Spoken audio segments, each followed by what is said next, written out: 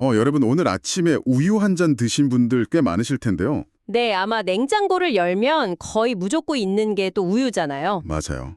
그런데 방금 우리가 마신 그 우유 한 팩이 식탁에 오르기까지 얼마나 치열한 물리적이고 또 연력학적인 공정을 거쳤는지 혹시 생각해 보신 적 있으신가요? 보통은 그냥 소에서 젖을 짜서 가공하고 병에 담았겠거니 하고 단순하게 생각하기 쉽죠. 그러니까요. 저도 그랬거든요. 그래서 오늘 저희 심층 탐구 시간에서는 바로 이 일상적인 유제품 이면에 숨겨진 그 극도로 정교한 콜드체인 시스템, 그리고 품질 관리의 세계로 여러분을 안내해 보려고 합니다. 네, 오늘 저희가 살펴볼 자료들을 보면 이게 단순히 농업의 영역을 넘어서 현대 육아공산업이 어떻게 미생물을 통제하고 또 유체역학을 이용하는지 아주 잘 보여주거든요. 네네, 맞습니다. 자, 그럼 이제 본격적으로 파헤쳐 볼까요? 우리가 마트에서 무심코 집어드는 이 우유 한 팩, 여기 얼마나 많은 기술이랑 물류 시스템이 압축되어 있는지부터 짚어봐야 할 것 같아요. 사실 산업적 관점에서 들여다보면 그 안에는 거대한 물류 네트워크, 그리고 아주 미세한 단위의 과학이 정말 촘촘하게 얽혀 있습니다.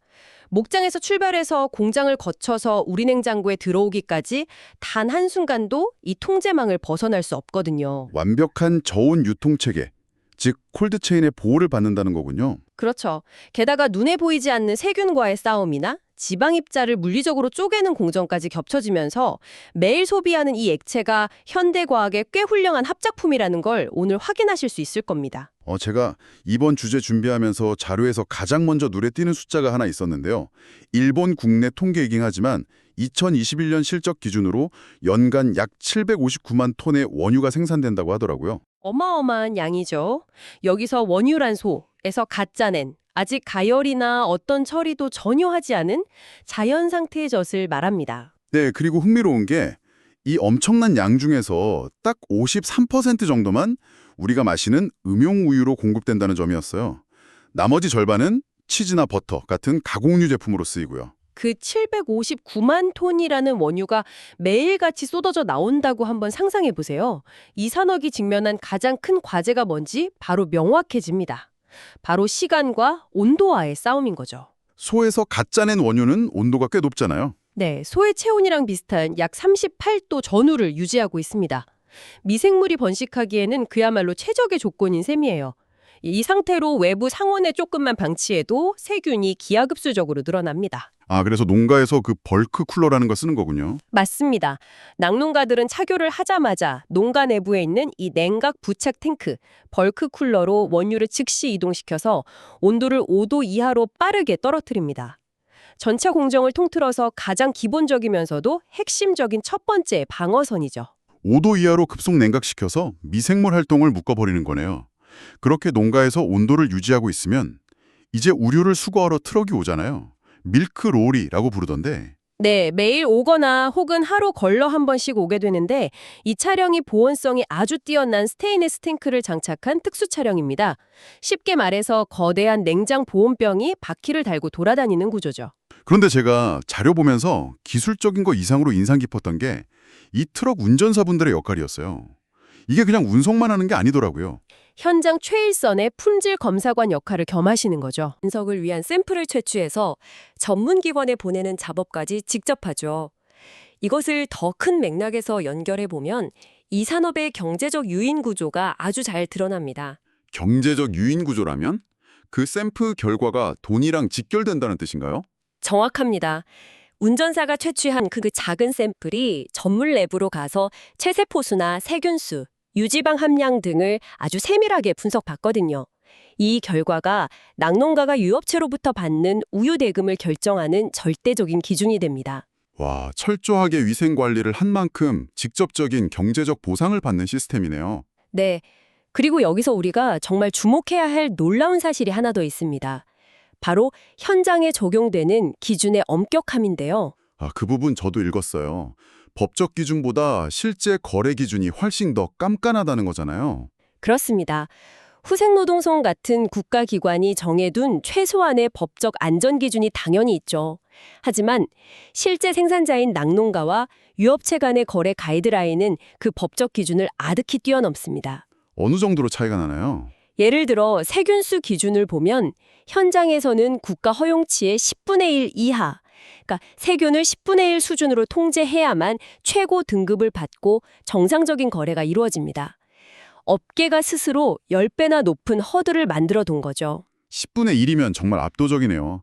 그런데 그렇게까지 스스로를 옥죄는 현실적인 이유도 분명 있을 것 같아요. 리스크 관리 차원이죠. 밀크롤이 한 대에 여러 농가의 원유가 섞이잖아요. 만약 단 한 농가라도 위생에 실패한 원유를 섞게 되면 탱크 안에 있는 수십 톤을 전부 버려야 하니까요. 네, 엄청난 손실이죠. 그래서 시스템 전체를 보호하려고 개별 단위에서 극도로 보수적인 기준을 적용하게 되는 겁니다. 자, 이렇게 삼엄한 1차 관문을 통과한 차가운 원유들이 마침내 우유 공장에 도착합니다. 그런데 공장 입구에서도 그냥 문을 열어주는 게 아니더라고요. 상당히 까다로운 절차가 또 기다리고 있죠. 밀크로리가 공장에 도착했다고 바로 저장 탱크로 넘어갈 수 있는 게 아닙니다. 수입 검사라는 아주 촘촘한 필터링을 거쳐야 해요. 법령에 따라 색이나 풍미, 온도가 5도 이하로 정확히 왔는지 점검하고요. 비중 같은 것도 확인하죠. 네. 그리고 여기서 가장 중요한 테스트 중 하나가 항생물질 잔류 여부입니다. 젖소 치료용으로 썼던 항생제가 아주 미세하게라도 남아있으면 그 원유는 즉시 전량 폐기됩니다. 이 다중검사를 통과해야만 비로소 공장 라인에 합류할 자격이 주어지는 거죠. 그렇게 수입 검사를 통과한 원유는 일단 청정기, 그러니까 원심 여과기를 먼저 거치게 되잖아요. 눈에 안 보이는 미세한 먼지나 체세포 잔해물 같은 걸 물리적으로 싹 걸러내고 다시 5도 이하 대형 탱크에 저장이 되고요. 네, 여기까지가 원유의 안전성과 순도를 확보하는 과정이었습니다. 그럼 이제 다음 단계부터는 우유의 질감이나 구조를 완전히 바꾸는 유체 역학적 공정이 시작되는데 저는 개인적으로 이 부분이 제일 흥미로웠어요. 바로 호모지나이저, 균질화 공정이죠. 많은 분들이 잘 모르시는 공정이기도 하죠. 맞아요, 여러분. 우리가 우유 마실 때 며칠을 냉장고에 둬도 크림이 위에 둥둥 떠다니지 않잖아요. 이게 자연스러운 현상이 아니라 고도의 기술적 개입이 들어간 마법이더라고요. 이 균질화 기술은 현대 대량 유통의 표준을 만든 정말 결정적인 전환점입니다. 착유한 원유 안에는 1에서 10 마이크로미터 정도 되는 다양한 크기의 지방구들, 즉 미세한 지방 덩어리들이 떠다니고 있거든요. 지방은 물보다 가벼우니까 가만히 두면 위로 뜨겠네요. 그렇죠. 옛날 유리병 우유 드셔보신 분들은 병 윗부분에 두껍게 뭉쳐있던 크림층을 기억하실 겁니다. 그런데 현대 대량 생산 체제에서는 소비자들이 처음부터 끝까지 똑같은 질감을 원했거든요. 그래서 이 지방구 구조를 깨부수는 호모지나이저가 등장한 겁니다. 그 기기의 작동 원리를 보면 꽤 폭력적이면서도 아주 정교해요. 미세한 틈새가 있는 밸브 사이로 원유를 밀어넣고 엄청난 고압을 가하는 거잖아요. 맞습니다. 강한 압력으로 타격해서 10 마이크로미터짜리 지방구들을 2 마이크로미터 이하로 아주 잘게 분쇄해버립니다. 그렇게 입자가 작아지면 액체 전체에 영구적으로 골고루 퍼지게 돼서 더 이상 부력 때문에 위로 못 떠오르게 되는 거고요. 결과적으로 우리가 팩에서 컵으로 따라 마실 때 첫 모금이랑 마지막 모금의 유지방 비율이 똑같은 완벽히 균일한 액체가 되는 거네요. 이 공정이 단순히 맛만 균일하게 해주는 게 아닙니다. 지방이 분리되지 않으니까 산화 속도도 늦춰지고 대규모 포장이나 유통기한 연장에도 엄청나게 기여를 했죠. 그런데 시장 조사 자료를 보니까 최근에는 이런 물리적 가공을 일부러 뺀 제품을 찾는 수요도 있더라고요. 균질화 과정을 거치지 않은 non-homo 우유, non-homogenized milk요. 네, 자연스러운 풍미를 선호하시는 분들이 많이 찾죠. 지방을 강제로 쪼개지 않았기 때문에 당연히 시간이 지나면 위에 크림층이 생깁니다. 마시기 전에 흔들어 먹거나 아니면 그 위에 뜬 크림만 살짝 떠서 커피에 넣기도 한다면서요. 생유 본연이어 산뜻하고 부드러운 목넘김을 좋아하는 분들한테 인기가 높다고 하더라고요. 효율성보다는 자연스러움을 선택하는 재미있는 틈새 시장 같아요. 자, 이렇게 물리적 구조를 다듬는 균질화까지 마쳤다면 이제 이 공정의 진정한 하이라이트로 넘어갈 차례입니다. 기술적 핵심이라고 할 수 있는 연력각적 제어, 바로 살균 공정이죠.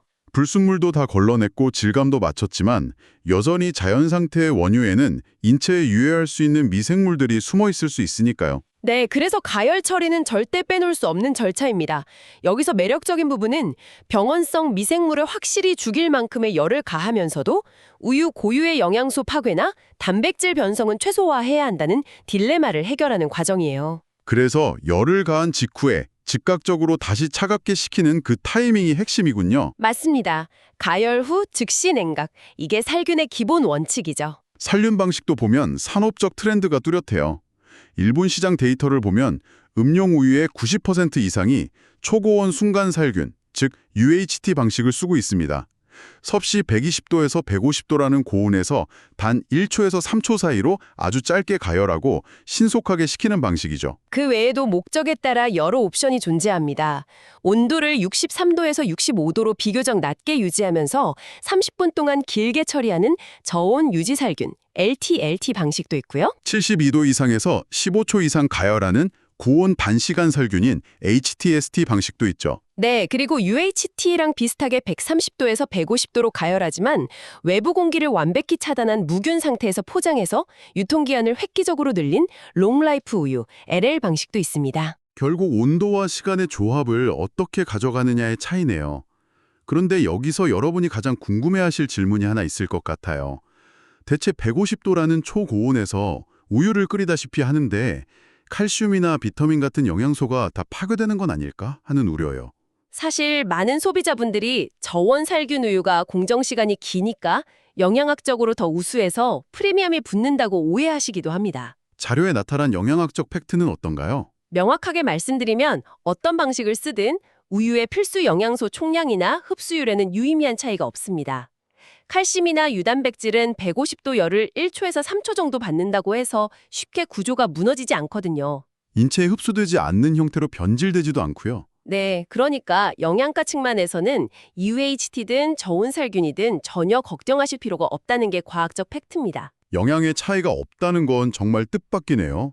그럼 유업체들이 굳이 설비도 다르고 비용도 다른 살균 방식을 여러 개 운영하는 진짜 이유가 뭔가요? 결국 영양소가 아니라 풍미 때문인 건가요? 아주 정확한 지적입니다. 핵심은 연력학적 반응이 만들어내는 풍미의 프로파일 차이입니다. 우유를 130도 이상 초고온에서 살균하면 단백질과 유당이 열 반응을 일으키면서 특유의 가열취를 만들어냅니다. 아, 쿠키드 플레이버라고 하는 거예요? 네, 우리는 보통 이 가열취를 우유 특유의 진하고 고소한 맛으로 인식해왔죠.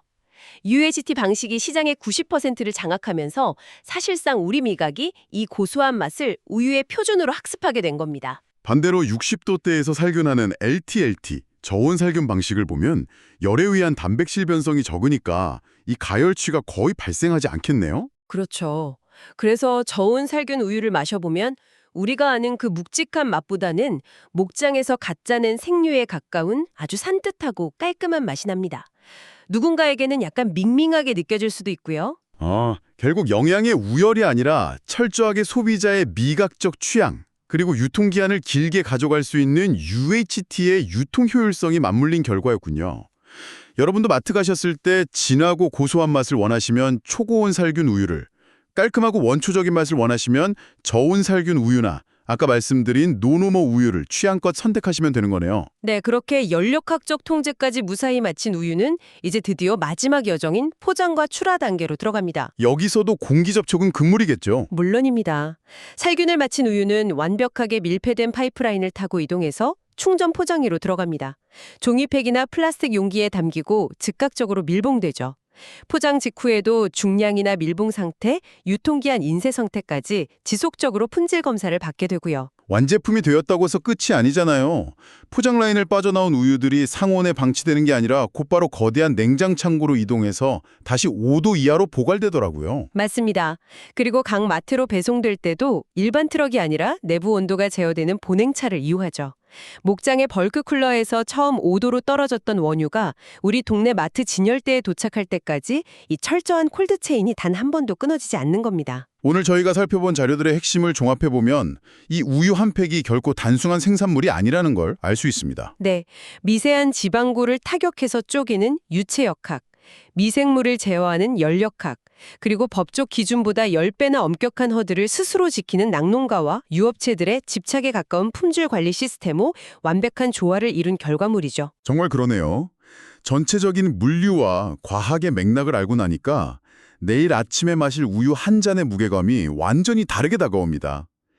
여러분, 오늘 이 깊이 있는 탐구를 마무리하면서 한 가지 상상을 해보시면 좋을 것 같아요. 어떤 상상이죠?